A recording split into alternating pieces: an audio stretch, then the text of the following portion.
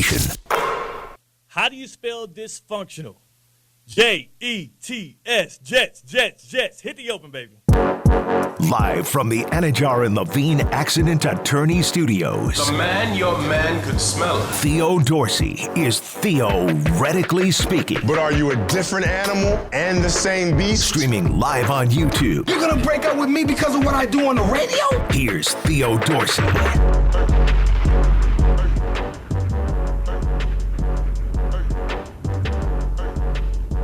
Good people. It's your boy Theo Dorsey. I'm in good spirits. I am feeling fine. I'm good. I'm safe. I know it's been a while. I hope you missed me. I definitely missed you. But I'm on the road. I'm on the road out here in Houston, Texas. Our partners, our friends, our buddies at ESPN 97.5, actually the very first place I ever earned an internship. They are hosting me here today, so a very full circle moment. Very happy to be back. And, of course, back in West Palm Beach because he's not afraid of hurricanes like I am.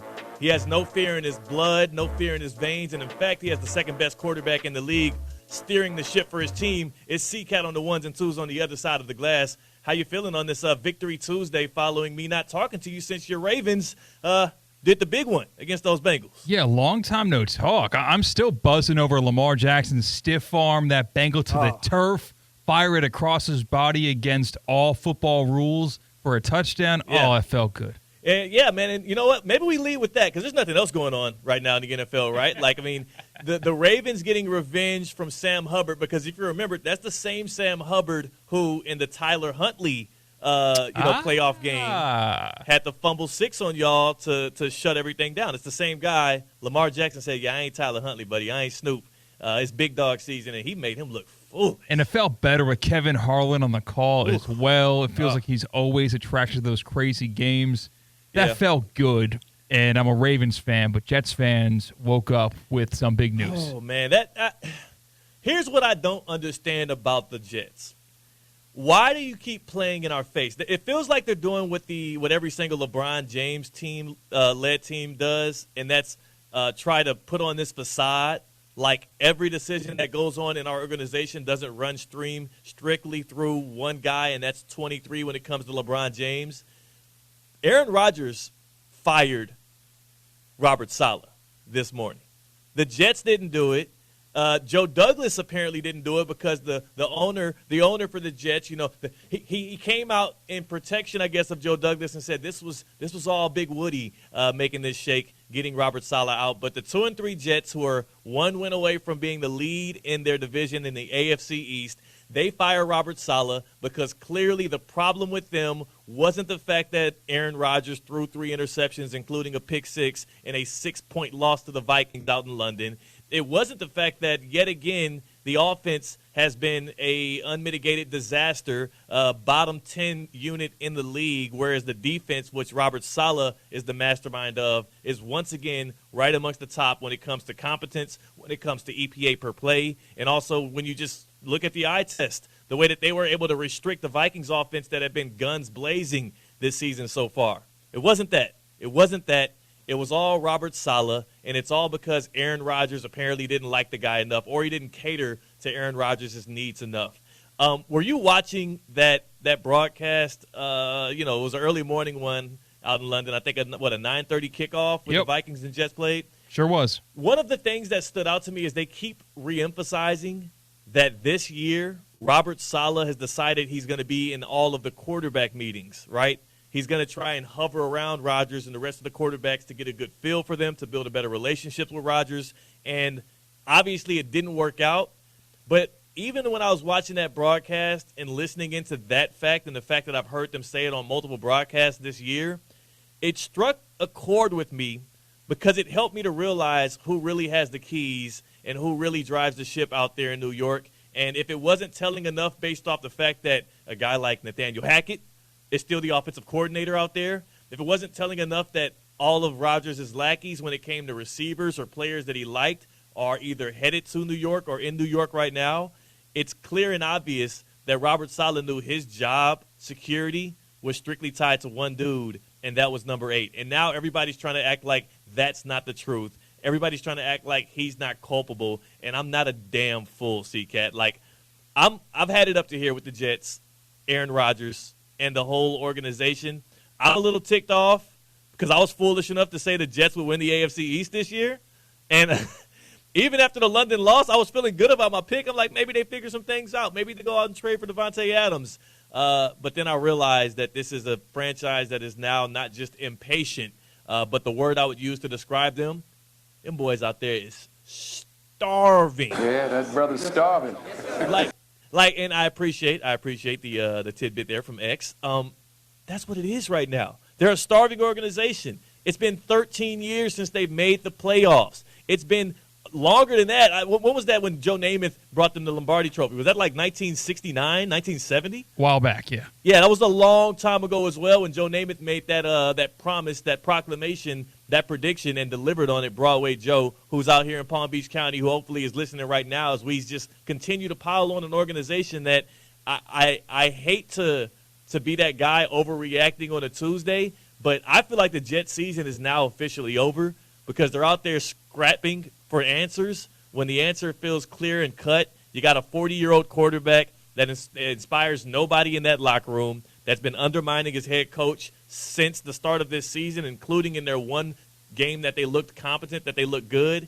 And I can't wait to bring in our guy Mike Tannenbaum, former general manager of the New York Jets, current front office insider, and just NFL analyst for ESPN and here on Theoretically Speaking to talk about what this dumpster fire is right now, because the only word I can use for the Jets following them not just firing Robert Saleh 5 games into the season when they're 1 game back for the division lead, also having him escorted out by security. That's what I was going to ask you if you knew those details. By security? Like why? What did Saleh do to them? Yeah, this is per NFL insider Jordan Schultz. He said his understanding is that Robert Saleh was fired this morning and escorted out of the building by team security. There was no meeting with players to inform them or anything like that. He was in the building for work, and then he was out of the building and out of a job. You come back from London, a tough loss to suffer from. Because if you're Saleh, you know what the reason was that y'all walked out of that stadium without a win against the Vikings, and it wasn't your defense. It wasn't your ability to lead or inspire a team or create a game plan. It was the fact that number 8, Aaron Rodgers, the Messiah, the savior of this franchise, the guy who, when he walked in that door, he said, yeah, I'm about to that Lombardi trophy over there look real lonely. Your boy might want to add to that trophy case. That guy has been a below-average quarterback 5 games through the season. And 3 interceptions and a pick 6 in a game that you need to win to create some leverage against a Bills team that is starting to open the door a bit. When you're looking at your division as well, the Dolphins, the door is wide open on blowing them out the water when it comes to your record. And the Patriots, who aren't really trying to win games this year, except for when they play the Bengals apparently. It was a season primed for the Jets to be good in. And this is overreaction. It was a misstep by them to do this early in the year and to quit on Robert Saleh, and it was obviously driven by Aaron Rodgers because 8 has the final say with everything that happens in that franchise. And I can't wait to bring in Mike Tannenbaum right here because I would have to ask him, as a guy that has worked in those front offices, as a guy that knows the league that well, what the hell has Aaron Rodgers done in this league, especially in the past 3 or 4 years, to deserve a key to a franchise in the biggest market in the biggest sport? What has he done to deserve all of the decision-making as well as everybody bending over, hand over knee, to make sure that guy's comfortable and good? Because he hasn't done it on the field this year. We haven't seen him do it on the field the past few years, and he's 40 years old, past his prime, and might be the 10th best quarterback in his conference. I don't agree with you.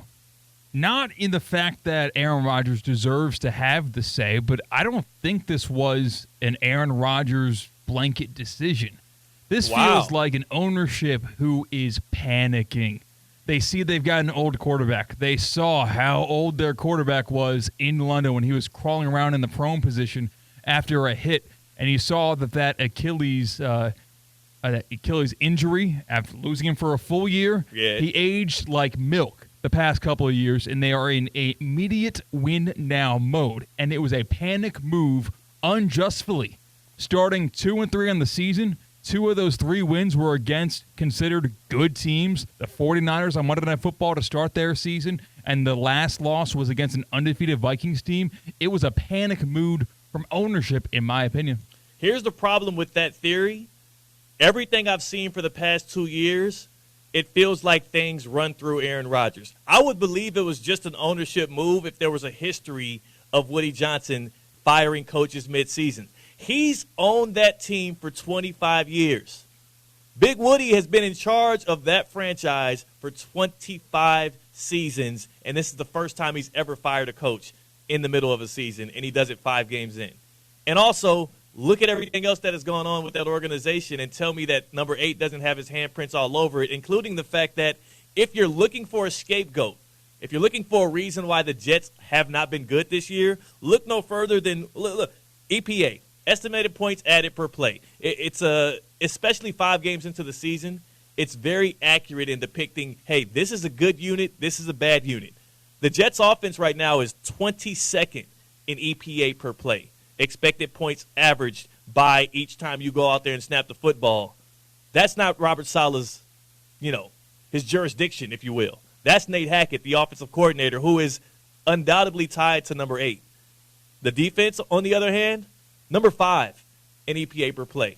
The game that you lost to the Vikings, the difference in that game, the 6 points you lost by could have been prevented if your quarterback didn't throw a pick 6. If this was an owner panicking, then why wouldn't it have been him firing the offensive coordinator like the Bills did last year, like the Steelers did last year in the middle of the season, and figuring out a guy that can help that offense get jump-started? This feels more like a head coach that did not have the backing of his franchise quarterback, his old fart, who apparently is still the kind of guy that you would want making the key decisions in your organization. And, again, that's why I say the Jets are starving. Like, you're bending over backwards to a dude who hasn't even proven that what you're allowing him to do, he can be successful at. That's that's an organizational failure by the Jets. And honestly, they deserve it. They absolutely deserve everything they have coming to them this year, and I deserve everything I have coming to me this year for picking the damn Jets to win the AFC East. Maybe I'm just spiteful right now, C-Cat. But you said it, 25 years of Woody Johnson owning these Jets. The last good quarterback was probably in the early part of his ownership, like Vinny Testaverde, Chad Pennington. Nah, they had a Brett Favre year under Mike Tannenbaum, by the way, who's about to come on here and talk some smack. I would love to know if Brett Favre was the best quarterback the Jets have had in the past 25 years. His performances in his Jets years, I don't know about that. He was. I think he was like top 5 in MVP voting that year. Brett Favre, he had a lot of turnovers that year, but he led them to a competent season. It was like a winning year. But I feel like they found themselves in a position they are unfamiliar in. Having a quarterback not in his prime, we can all definitively say that. They couldn't have said that until this season began, but they realized they got to strike while this iron is lukewarm. They have this great defense, and they have a quarterback with a name behind him with, been in the playoffs many, many times. The Packers, say what you want about those playoff performances in the green and yellow, but I'm sure the Jets would trade their last 15 years for Aaron Rodgers' last 15 years wearing the Packers uniform. So they realized they need to strike while the iron's hot, and I think that making big noise, making something shake is more than just the OC. It's an entire organizational pivot away from what looked like a fractured relationship. It was a fractured relationship, and I fear that the guy that was scapegoated in this fractured relationship wasn't the problem. Robert Saleh might not be the best head coach for the job there, but Aaron Rodgers clearly isn't the answer, and he also was not even bought in this offseason. It's another reason why I fail to have any kind of sympathy for a guy like Aaron Rodgers in this situation, because he kind of put it on himself. Like, we've heard Davante Adams talk about how it took him 3 years to build the kind of connection he needed with Aaron Rodgers for them to play prolifically like they did in Green Bay. So if you're Aaron Rodgers and you are aware of that, why in the hell are you skipping out on camp to go to Egypt in a year where you know it's win or go home? In a year where you know this is one of my last seasons in the NFL? Why are you not playing in the preseason and building a connection with these receivers in your locker room who you didn't play with all of last season? And why are you allowing your organization to fire a head coach 5 games into a year when you know that the offense and yourself have been the biggest problem? And to me, it's because Aaron Rodgers has failed to do one thing, especially for the past decade when he's been in the NFL and in the spotlight, and that's take accountability. Accountability for his ineptitude, accountability for his inability to get the team over the hump when he needs to, and also, specifically to this situation, accountability for him being the main reason why the Jets are failing. Y'all told me last year all they needed was above-average quarterback play with that elite defense, good special teams, well-coached unit, and the Jets will be back on the up and up. And they bring in future Hall of Famer Aaron Rodgers, and we don't see that. We're going to bring in our guy, future Hall of Famer Mike Tannenbaum, when it comes to these sports takes here. He's a former Jets GM. He's busy today because of the breaking news of Robert Saleh being fired 5 games into the 2024 season. So we bring in right now former general manager of the New York Jets and our friend Mike Tannenbaum with his reaction on Saleh being fired from the Jets. Mike T, busy Tuesday afternoon for you? Yes, sir. Good to be with you. And look, I think the part that surprised me was the timing of it, but at the end of the day, Robert Saleh was 20-36. And we have Mike T. I cannot hear him, C-Cat, if did I overspeak? Okay, we got Mike T now. We got Mike T in the house now. Mike, you watched what the Jets did this morning. You saw what happened through the first 5 weeks. What's your initial reaction to Robert Saleh being let go? Maybe the timing was a little surprising, but look, he's 20-36, Theo, and at the end of the day, when you're 20-36 and you've been around for 4 years, this is what's going to happen. And I think he made some pretty significant mistakes as the chief strategist, meaning early on not relying on Breece Hall and Braylon Allen that ultimately did him in. Mike T, I'm curious because you were the general manager for the Jets when y'all made the move to get Brett Favre back in 2008. What was that season like with Favre and Mangini? How did he come into the Jets locker room and interact as a future Hall of Famer? And why were they able to have a little bit more success than we've seen from what Aaron Rodgers is doing right now and what he did with Robert Saleh?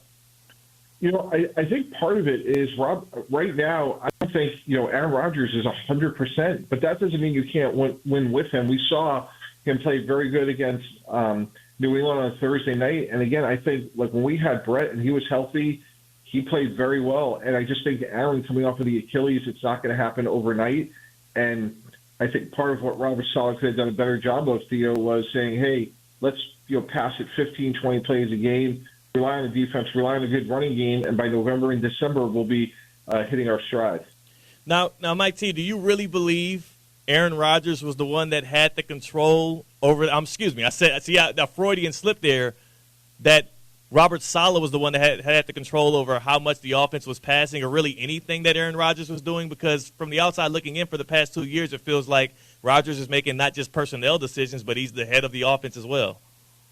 Yeah, it's a very fair question. I mean, a lot of rumors about the amount of say and control going back to when, Nathaniel Hackett was the head coach, Theo, of Denver, and was he there to make, Aaron Rodgers a Bronco? Look, we'll never know. But what I would say is, if I'm the head coach of the Jets, I am every week sitting down, and I saw Rex Ryan do it successfully and certainly other coaches, but, hey, how do we win this game? Like, every week we're going to have strengths and weaknesses. Our opponent's going to have injuries. We're going to have injuries.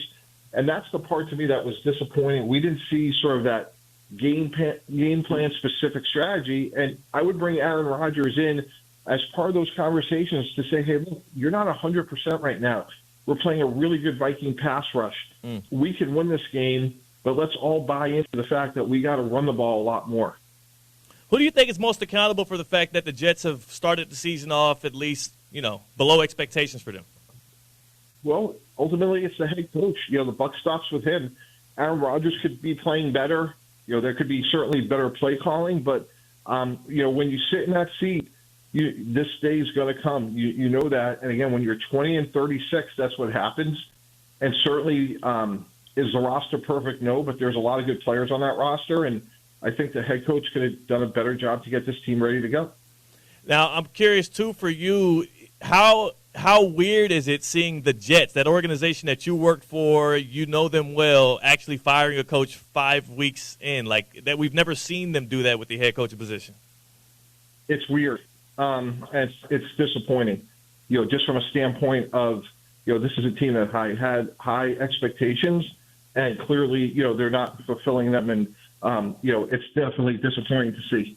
Now, what went into the firing of Eric Mangini after the 2008 season? I know that there was a 9-7 finish. You didn't get that last win against the Dolphins in the first year for Brett Favre there in New York.